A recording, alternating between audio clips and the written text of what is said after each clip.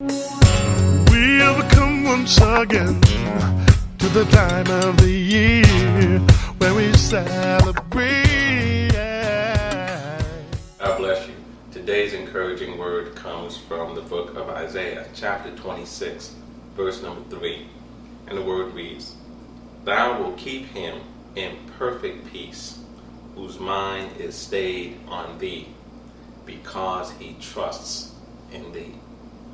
Amen. Today we are 2 full weeks away from Christmas. Amen. And we know that this can be a very, very busy and hectic time of the year.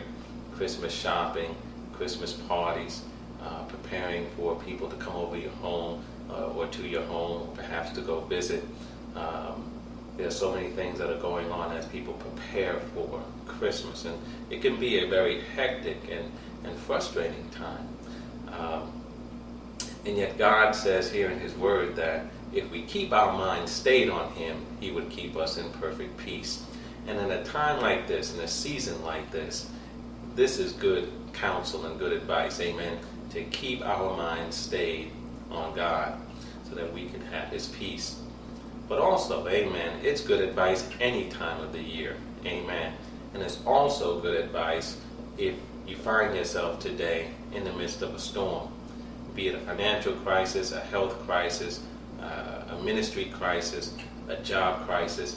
If you find yourself in the midst of a storm, it is also very, very good advice to keep your mind stayed on God. Amen. Keep your mind stayed on Jesus. Because the promise is that no matter the storm and the difficulty that you're in, that you will have peace.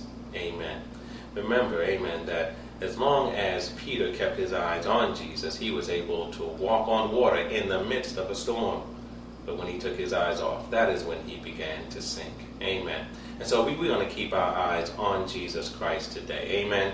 So whether it's the Christmas rush that's coming in and coming against you, or if it's the crush of life, amen, that is bearing down your doorstep today, keep your mind stayed on God. Amen. Because you have a promise in his word that if you will do that, he will keep you in perfect peace, a peace that passes all understanding, that will keep and guard your heart and your mind. Amen.